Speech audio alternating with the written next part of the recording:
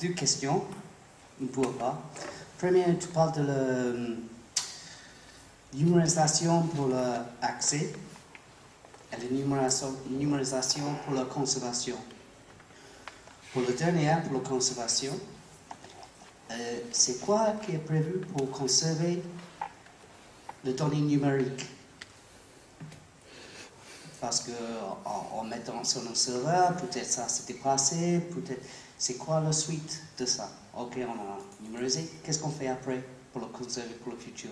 Même pour le PDF, par exemple, de la Calédonie, les données numériques, c'est pas numérisé, la conservation de le numérique, en effet.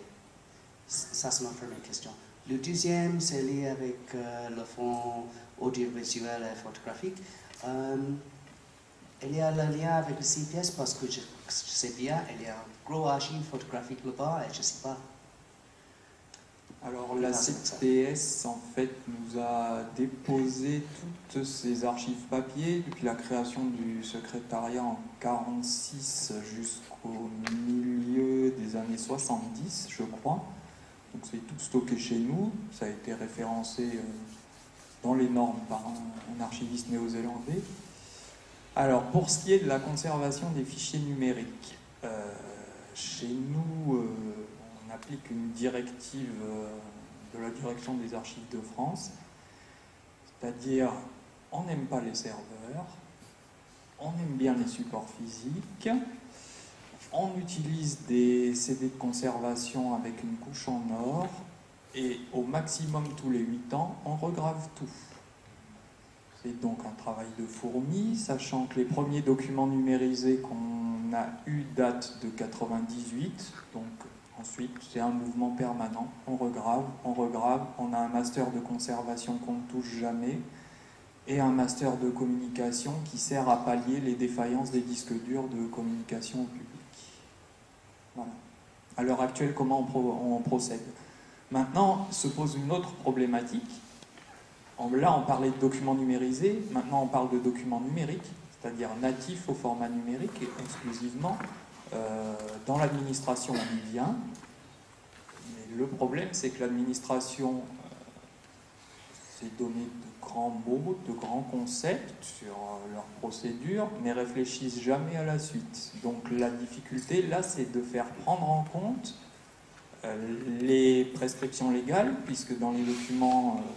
certains doivent être conservés très longtemps, d'autres beaucoup moins. Mais quand je dis très longtemps, ça peut être 30 ans pour des dossiers de marché public, par exemple. Donc la construction du Mégipôle de Koutio, par exemple. Et 30 ans à l'échelle du numérique, à l'heure actuelle, on n'a pas 30 ans de recul. Donc est-ce qu'ils vont graver des quantités astronomiques de DVD de conservation ? Est-ce qu'ils vont bien vouloir mettre en place des serveurs avec des serveurs images un peu partout et pas dans le même lieu en cas d'incendie ou de fuite d'eau comme il y a eu il y a quelque temps? Je ne sais pas, c'est en cours de discussion. Donc vous voyez, les documents numériques et non numérisés posent encore beaucoup de problèmes pour ce qui va venir, quoi. Parce que notre travail, c'est garder ce qui est ancien et ce qui fait la mémoire et préparer ce qui aujourd'hui aura du sens demain. Donc ça va vraiment ces deux parties. C'est pour ça que le numérique est vraiment au cœur de la problématique de notre travail à l'heure actuelle. Non, mais le problème, c'est comme on disait tout à l'heure, le patrimoine, ça se construit au quotidien. C'est-à-dire qu'avant qu'on se rende compte que c'était important, on aura perdu le web en particulier, parce que c'est complètement volatile.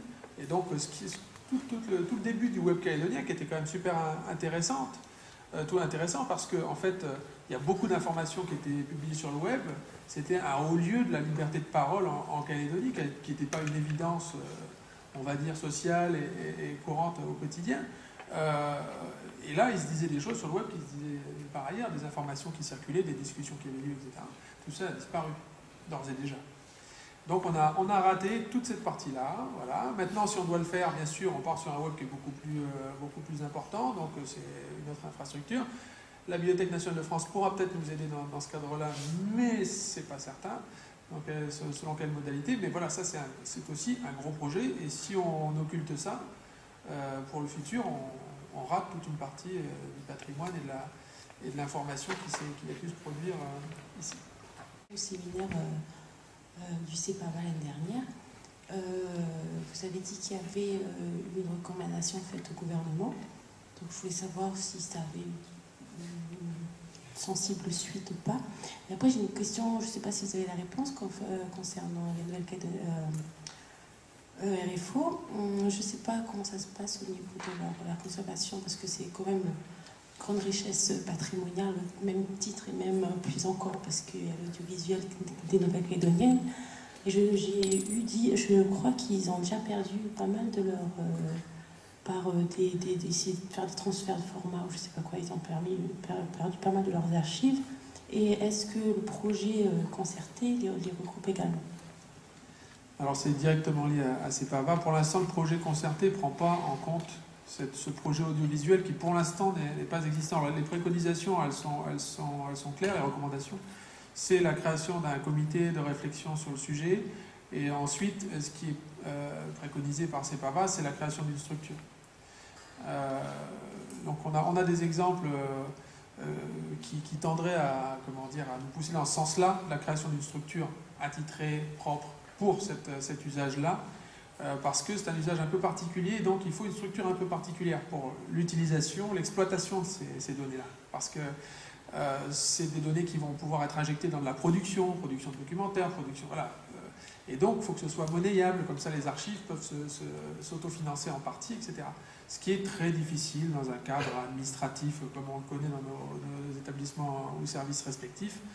Et un très bon exemple malheureux, c'est ce qui se passait à Tahiti, l'ICA, qui était un institut de l'audiovisuel et qui a perçu tout ce qui se faisait plus ou moins, conservé, exploité, donc qui produisait pas mal de DVD, etc., qui faisait des projections. C'est quelque chose de très efficace.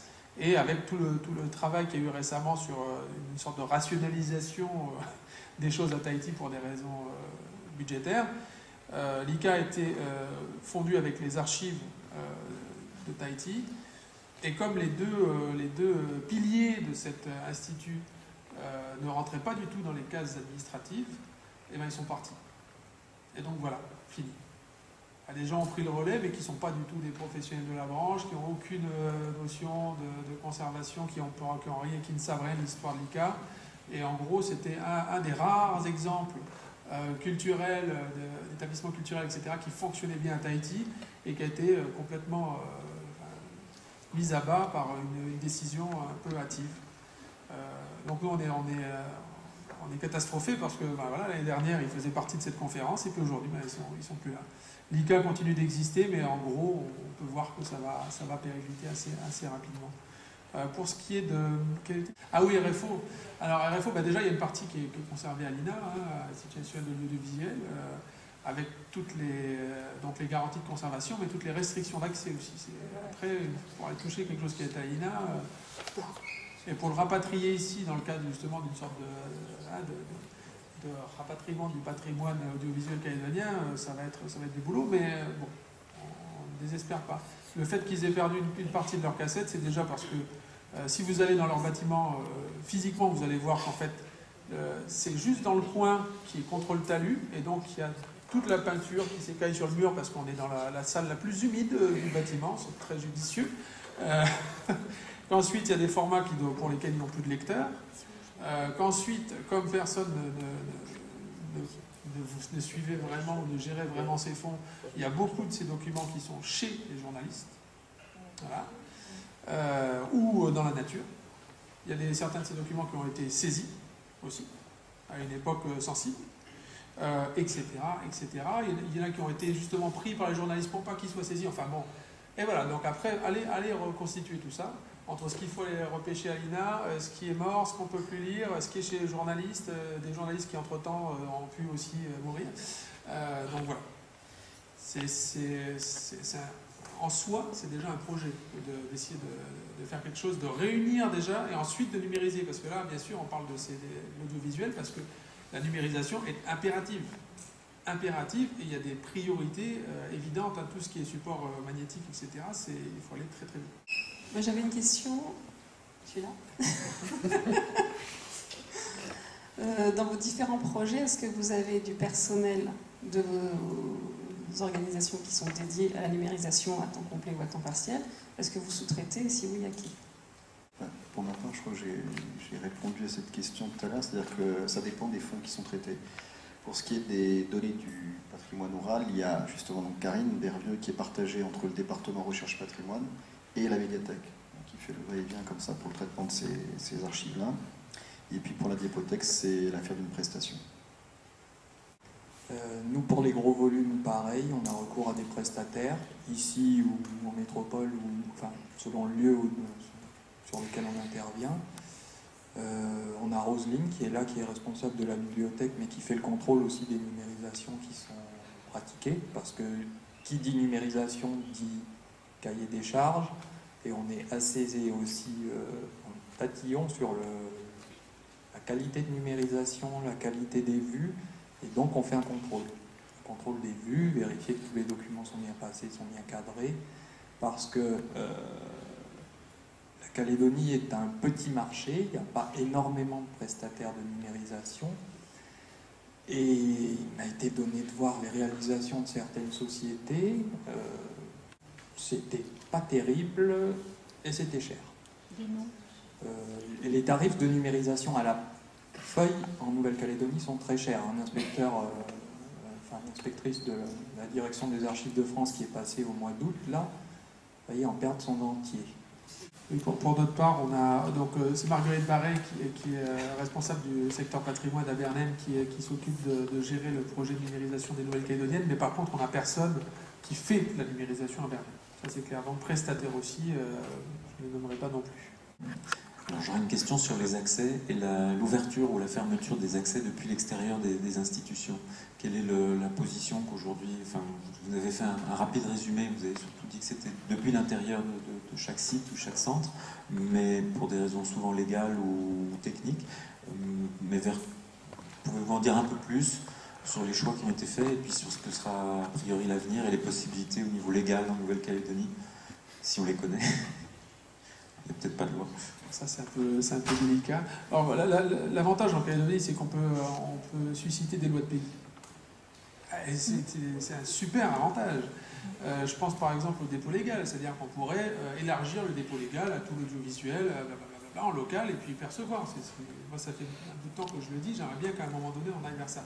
Donc l'arsenal législatif et réglementaire, on peut le contrôler, du moins, bien sûr, la collectivité. Mais par contre, pour ce qui est des accès, on va revenir à niveau Bernheim, nous, comme je disais, pour l'instant, c'est les Nouvelles-Calédoniennes, donc on a négocié par convention avec les Nouvelles-Calédoniennes pour l'accès sur site. Alors sur site, on peut mettre un S parce qu'on a 3 sites, donc déjà, voilà, on peut avoir 2 sites au nord et un site au sud. Le Congrès a fait une demande pour qu'on puisse élargir le site au centre de doc du Congrès. Au final, je ne sais pas si les Nouvelles-Calédoniennes se laisseront emmener sur ce terrain, mais en attendant, moi, il ne me semblerait pas abusif de dire qu'on pourrait mettre à disposition cette base de données, au moins dans toutes les bibliothèques, si ce n'est en ligne. En ligne, ils ne sont pas d'accord, pour l'instant. Voilà. Enfin, voilà. Mais en tout cas, à l'avenir, comme je le disais, on a commencé à travailler sur un corpus de livres hors droit pour pouvoir les mettre en ligne, pour le coup. Et après, la gestion... Mali en a parlé tout à l'heure, il y a encore des documents qui sont beaucoup plus sensibles et plus difficiles, et aux archives aussi. Donc là, on a vraiment, selon les types de documents, une variété incroyable au niveau des conditions d'accès. Donc même si c'est commun, il va falloir que chacun de son côté gère bien son côté juridique.